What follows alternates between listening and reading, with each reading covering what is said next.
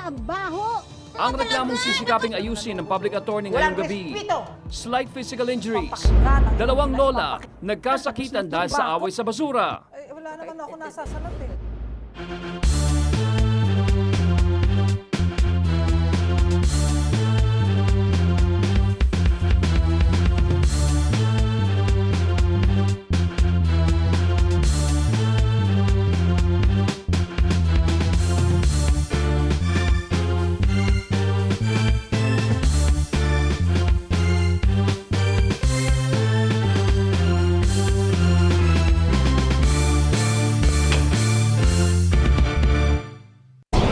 Paghaharapin ni Public Attorney Chief Persida Acosta ang dalawang nag-uumpugang magkapitbahay. Ang reklamo slight physical injury o ang pananakit ng kapitbahay dahil lamang sa basura at sa paninira ng pananim. Magsitayo po tayo lahat. Magsisimula na po ang mediation.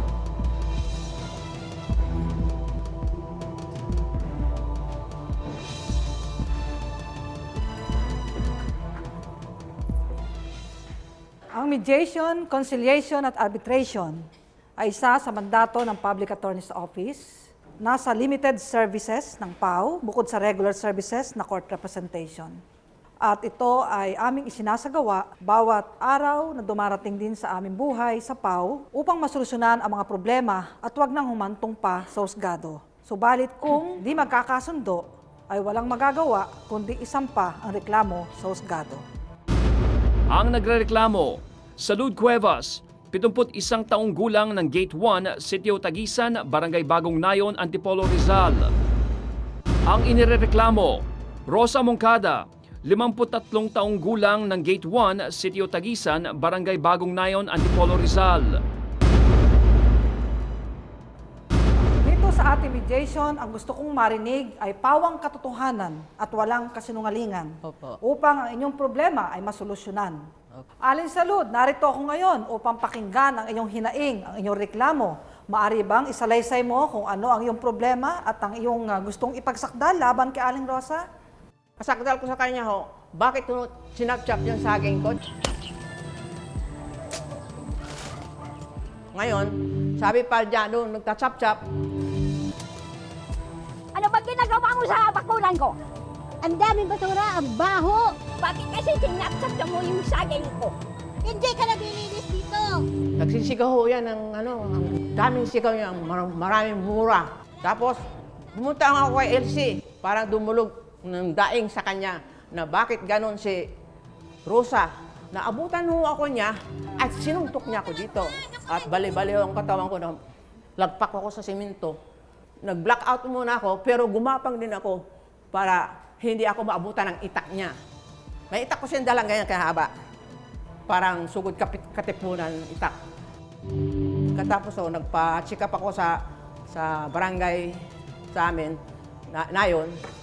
Naging 190 ang blood ko, tapos over 120. Teka, kailan pa nangyari yung unang araw na pag-aaway nyo? Kung natatandaan mo. Kung magkano sa saging mo na basta. Ay, bahala ka. Nakakaisturbo yan. Yan lang yan. Yan na, bahala ka. Mo. Ay, naku. Ano mo? Merkulis ng Hulyo. Hulyo, anong araw? Alam niyo yung matanda na po ko, hindi ako matandaan sa pizza. Ngayong taong to, 2010, nangyari? Hupo. Batay sa kwento ni Salud Cuevas, matapos na chap-chapin ang kanya mga pananim na saging ay sinita niya ang kapitbahay na si Rosa Moncada. Pero imbis na paliwanag ay suntok ang binigay nito sa kanya. Ano naman kaya ang bersyon ng kwento ng sinasabing palaban na kapitbahay? Aling Salud, okay ba? Okay. Okay, Aling Rosa, binibigyan kita ng pagkakataon ngayon para sagutin mo ang kanyang mga reklamo at pati ang kanyang mga paratang sa'yo. Oh, ito nga, nagtaka nga ako kay bakit ako ang nireklamo samantala ako nagreklamo sa barangay. July 29, nangyari yan. Naglinis ako doon ng mga basura nila. Yung mga natumba sa bagyo nung Basyang. Ang tagal ko na sinabihan na linisin nyo naman doon. Hindi sila nakinig. Tapos nung pinagtatagpas ko, ayun, maya-maya umambon. Umuwi na ako, mga alas 4 na yon hanghapon. Pagdating ko doon, nandoon sa tapat ng bahay ko. Ito, si Salud, nagmumura sa akin. Ay, ano problema mo nga? Sinapsap mo ang saging ko? Ay, yung saging mo kasi hindi ka makialam sa saging ko. Eh sabi ko, bakit ka nagagalit sa akin? Ikaw pa may karapatan magalit. Di wala na yun. Pero talagang may dala akong itak kasi nagtabas nga ako doon. Ang daming nakakita doon na nagtatabas ako, nagdadamo. Sa May mga tinapon yung diaper. pinagtabasan mo. Doon lang, salutin naman namin yun. Hindi sa lote niya. Hindi. Pumasok nga, binakuran nga niya yung lote na namin. Kinabukasan, July 30, ang aga-aga. Doon na naman, sumugod na naman siya, nagpuputak-putak. At saka nakatalikod ako, bigla akong sinapak dito. Ang lakas niyan, kahit sabihin niyo matanda, malakas yan. Na ano nga ako, ito, may ano ako, ito may piklat pa. Kitang-kita ng ano. Kitang-kita ng kwan, ng sitio leader namin. Doon, sumugod siya doon. Pero yung mga sinabi niya, mga kasinungalingan yan. Ako, nagsasabi ako ng totoo. Kaya nung July 30, pumunta ako ng barangay dahil doon sa ano namin, sitio leader, hindi siya nakikinig. Binabaliwala niya doon, pati yung namumuno doon sa amin, presidente, binabaliwala niya. Pinagmumura pa nga niya yan. Ako naman, nire-respeto ko yun, nanghingi ako ng endorsement. Ang ano ko lang, ayusin, huwag siyang sugod ng sugod, yun lang ang sa akin. May ebidensya ka ba na ikaw yung sinakta ni Aling Salud? Mayroon po. Nasaan po?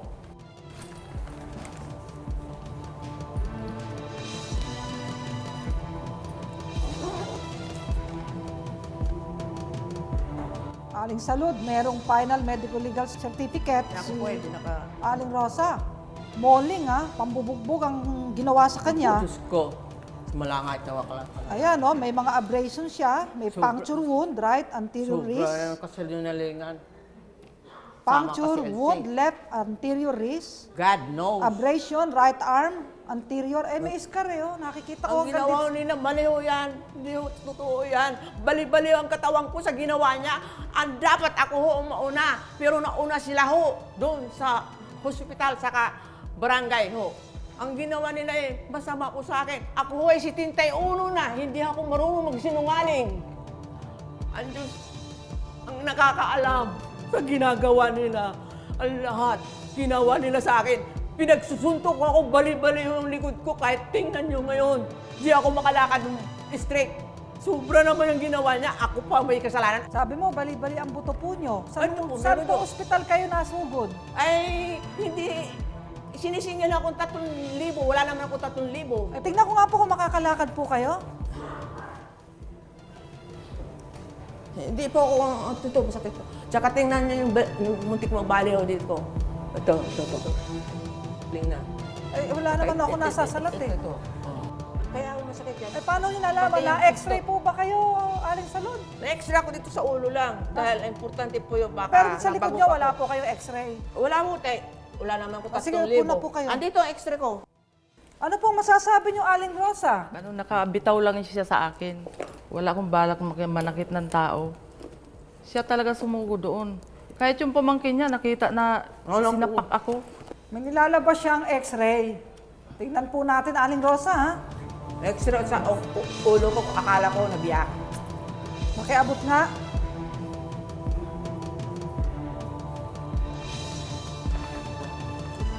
Nasaan ang readings nitong x-ray na to? Ako ginawa niya. Nay, hindi po readings ng radiologist to. Ito po yung sa barangay. Dito po. Kayo po ay nireklamo ni Aling Rosa Moncada Yan, nakuha ko yan. sa barangay. Sana yan, nanda ko.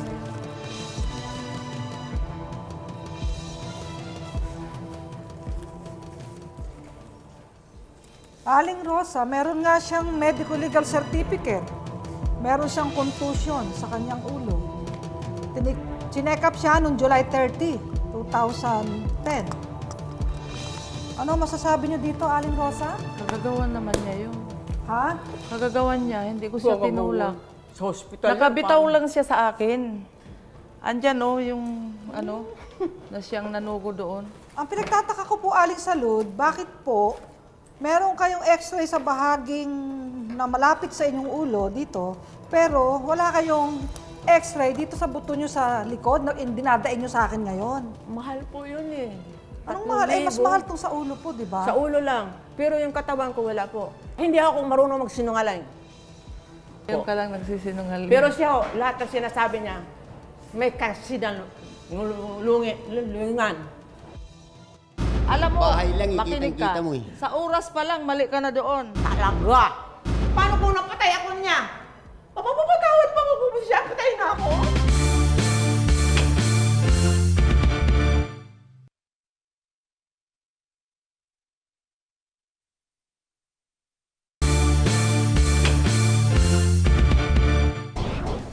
Ang inaakusahan ng pambubugbog naglabas ng medical certificate, patunay daw na hindi siya ang nanakit kung hindi siya ang sinaktan.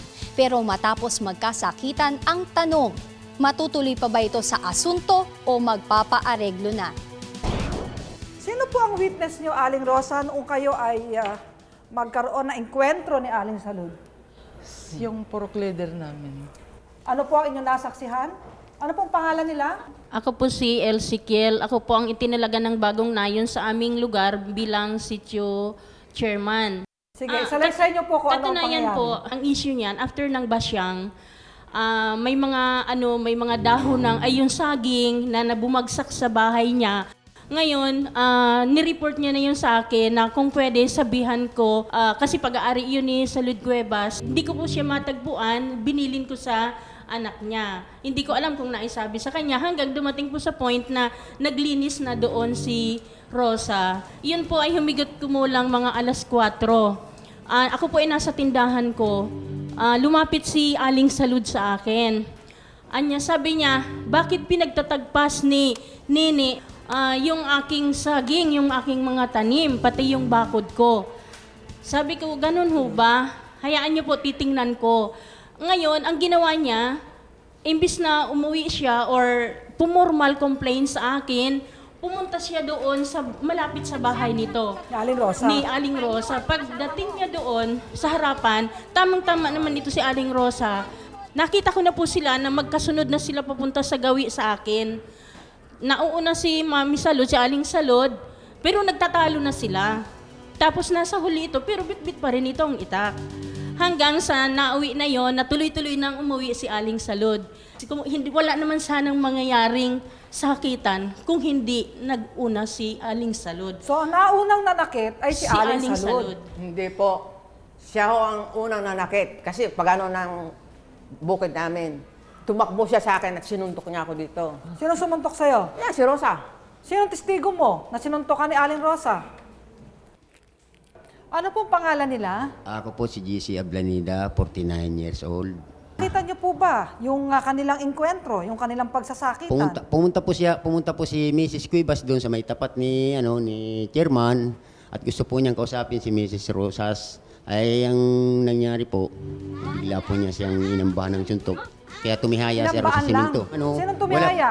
Siya po. Si Aling Salud. Ibig mo sabihin, ang nasaktan lamang ay si Aling Salud at si Opo. Aling Rosa hindi? Opo. Kasi po inawat po nung dumating yung asawa niya. Kaya mo bang sumpaan yan sa harap ng hukuman at lahat ng tao? Hindi ka nagsisinungaling? Hindi po. Aling Rosa, anong yung masasabi? Wala yan nung mangyari, wala yan. Nagsisinungaling yan. Hindi ako nagsisinungaling, Wala? nasa Ay, bubong naku. ako eh. Kitang-kita ko kayo. Sa ano pa lang, Pakita natin. alam mo, Bahay lang, makinig kitang-kita ka. mo eh. Sa oras pa lang, mali ka na doon. Meron Bakit? bang naglilinis ng alas 7 Hindi. ng gabi? Umaga. Umaga? Mali ka na talaga. Oh. Hindi ako naglinis ng umaga. Pagkita ng alas 7, Mrs. Bakit ka Rosa, may nagchapchap? dala kayong itak. Hindi ako naglinis ng umaga. Linggo. Hapon. Doon ako sa may pintuan mismo. Wala yan, Harap no? kami nung bakod. Paano ako magsisinungaling? Alam niyo ba, pag Ay, kayo nako. nagsinungaling, pwede kayong makasuhan ng perjury. Hindi po ako nagsisinungaling At kahit po pwedeng saan kami makulong? makarating. Attorney. Sinungaling. Totoo po sinasabi ko. Alam niyo, Totoo sabi lang niyo, yung Aling sinasabi Salud, ko. hindi kayo sinungaling. At ang sinungaling ay si Aling Rosa. Ang sabi niyo naman, Aling Rosa, hindi kayo sinungaling. Si Aling Salud ang sinungaling. Hindi po pwedeng, kasi magkakakontra yung sinasabi niyo eh. Hindi po pwedeng lahat kayo ay nagsasabi ng totoo. Alam niyo ba na pwede kayo parehong masakdal? Sapagkat ikaw, Aling Rosa, ay may pinakikitang medico-legal certificate. Sinungaling din yan. At ikaw din, Aling Salud, ay meron ding medico-legal certificate. Totoo yun. Pwede kayo magsampa ng kaso laban sa isa't isa counter-charge, physical injuries, at may kulong na 1 araw hanggang 3, 1 araw at 1 buwan. I'll admit that, attorney, gusto kong kaming dalawa makulong dahil ako wala kasalanan, siya wala rin kasalanan, pero may siya ang kasalanan, ako'y sinuntok niya. Ayoko nga, Gusto makulong mo na pareho tayong kayong dalawa. makulong? Oo, Baka nga, kagatin mo na ako doon. talaga. Aling Rosa, ikaw, gusto mo rin pareho kayong makulong? Sabi ni Aling Salud, gusto niya Ayoko. makulong kayo pareho. Siya ayaw. Ako gusto. Ayoko, baka kagatin niya ako doon. Siya ang may kakagawan lahat. Kalmutin niya ako. Wala bang pagkakataon na kayong dalawa bilang magkakapit-bahay ay magkasundo? Ako, humingi na ako ng hindi tawad ako. kahit Ayaw anong ko, sa kahit barangay. si halikan niya ako ng halikan ng 10 bisis. Hindi ko mapapatawad itong babae nito dahil siyang bumakok sa ulo ko at sa katawan ko. Binalibalik niya. Hindi kayo magpapatawad? Hindi po. Kahit sino naman ako yung ginawa niya sa akin, para akong malit na musmus, pinagsusuntok. Tapos gusto pa niya ako tagain. Sinungaling pa. Bakit ko naman siya tatagain? Eh, anong suggestion mo para mapatawad mo si Aling Rosa? Anong gusto mo na gawin ni Aling Rosa sa'yo? Paano kung napatay ako niya? Mapapatawad pa ako siya? Patay na ako? Eh, buhay ka pa nga eh. Eh, ano ba talagang gusto mong gawin, Aling Rosa, para mapawi ang galit at puot mo? Mapawi ang lahat ng sakit ko kung pagamot niya ako. Sama siya. Matanda ka pa sa akin? Hihingi ka ng tawad? Hihingi ako ng tawad. Pagamot mo ako. Yan ang ano ko, ang laki ng gastos ko. Pagamot mo, Aling Rosa.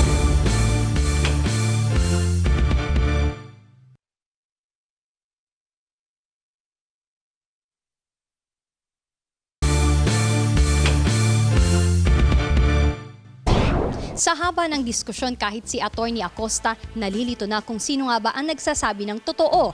Ang tanong, matapos magkasakitan ng dahil lamang sa away sa basura, magpapaareglo ba ang nanggagalaiting kapitbahay? Ayon sa Article 266 ng Revised Penal Code, ang krimen na slight physical injuries ay may katapat na parusang arestong minor o pagkakulong mula 1 hanggang 10 araw kapag ang nagkasala ay nanakit kung saan ang biktima ay napagkaitan ng kalayaang kumikilos o nangangailangan ng atensyon medikal sa parehong panahon. Parusang arestong minor o parusang pagkakulong mula 1 hanggang 10 araw o kaya ay multang hindi hihigit sa 20 piso at censure o pagbatikos kung ang nagkasala ay nanakit ngunit hindi naman nakasira sa nakasanayang gawain ng biktima at hindi nangangailangan ng atensyon medikal. Parusang arestong minor ngunit sa pinakaikling panahong itinakda o kaya ay multang hindi hihigit sa 50 piso kung ang nagkasala ay nanakit ngunit hindi naman nagdulot ng injury o matinding pinsala. Sa kaso nila Aling Salud at Aling Rose, pareho silang nagrereklamo ng pananakit. Kaya kung mapapatunayang sila'y nagkasala, maaari silang parehong mapatawan ng parusa. Anong gusto mo, Aling Rosa? Areglo o asunto? Areglo. Areglo. Ikaw, Aling Salud. Areglo. Asunto. Asunto. Tatawa-tawa ka pa. Siguro kung hihingi ka ng tawad kay Aling Salud, tapos na ang problemang ito. Humingi na ako sa kanya. Kapitan mo. Yan lang siguro hinihintay ni Aling Salud. Sa edad niya yan, sing edad na ng nanay mo, ng auntie mo. Huwag mo akong... Ano ko yung mukha mo? Matanda ka pa sa akin? Hihingi ka ng tawad? Siyempre, Naku! Hihingi ako ng tawad. Pagamot mo ako. Yan ang ano ko, ang laki ng gastos ko. Aling Rosa, ipagamot mo si Aling Salud. Oh, di, Kung ano? naman yung gamot, bigyan natin ha, bigyan mo ha. Pagamot niya ako. Aling Rosa, sagot. Ano yun ipapagamot ko sa Papagamot, kanya? bigyan mo ng vitamins. Vitamins? Pwede. Sa buto, vitamin B complex. Oo, bigyan kita. O, yun. Ayan na, sinabi na ni Aling Rosa. Okay na, Aling Salud? Yan, Kailangan ako. meron kami pirmahan. Meron tayong compromise Wala yan. agreement. At Tony Another Teresa, ka. ilabas Oh. ang compromise. Oo. Bago ito lagdaan, ay aking babasahin ang nilalaman nito. Salud Cuevas, nagrereklamo versus Rosa Moncada, inireklamo. Kasunduan, kami na nakalakda sa kasunduang ito ay napag-usapan at napagkasunduan ang mga sumusunod. Una, ipapagamot ni Rosa Moncada si Salud Cuevas sa barangay Health Center at tutulungan si Salud Cuevas na mabigyan ng libreng gamot. Dalawa, nangangako kami sa isa't isa na hindi na kami magsasampa ng reklamo ukol sa nangyaring sakitan sa isa't isa. Nangangako kami na hindi kami gagawa ng anumang bagay na magkakasakitan at pagmumula ng away. At kami ay magiging mabuting magkapitbahay. Ang kasunduang ito ay voluntaryo naming isinasagawa ng walang halong pananakot o hindi sapilitan at hindi labag sa batas, hindi immoral, hindi kontra sa nakagawian o pampublikong polisiya. Pirma ng dalawa, nilagdaan at sinumpaan. Sana matupad yun. So, sipit lang. Basta yung aking kamay. Aling Salud. Saan ho?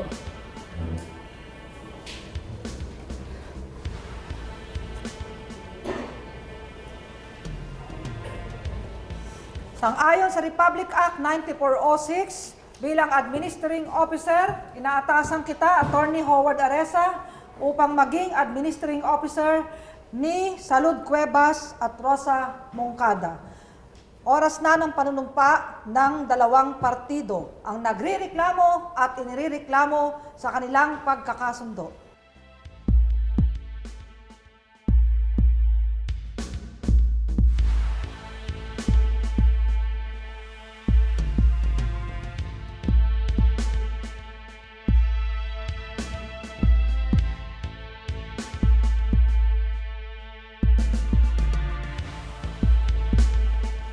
At bilang tanda ng pagbabati, nais kong masaksihan ang inyong pagkakamay at ang inyong pagbabalikan bilang magkakaibigan. Aling Rosa, pagkakataon mo na muli ito upang maipahayag kay Aling Salud ang iyong malinis na puso na pakikipagkasundo sa kanya bilang nakakatanda sa iyo. Dito. Sa hinaba-haba ng diskusyon ay sa areglo din tayo natuloy. Maliwanag sa kaso na magkapitbahay na sina Salud Cuevas at Rosa Moncada na walang hindi nadaraan sa mabuting usapan. Hindi na itutuloy ni Cuevas ang kaso kapalit ng kasunduan na sasamahan niya itong magpagamot at ihihingi ng gamot sa Barangay Health Center. Isang reklamo ang dininig at nabigyang linaw ang dating magkaibigan na naging magkaaway. Ngayon nagkapatawaran. Subukan nating hinga ng pahayag ang nagreklamo na si Aling Salud. Aling Salud, meron na tayong kontrata na nagpaareglo kayo pero bukal ba sa puso ninyo yung pagpapatawad? Dahil sa inyo po lahat, sumunod ho ako ng gusto nyo at susundin ko rin ang lahat ho. Salamat po. Nagkaroon na po tayo ng areglo, pero sa palagay ba ninyo maibabalik pa yung dating pagkakaibigan ninyong dalawa ni Aling Salud? Maibabalik pa. Sasamahan ko siya.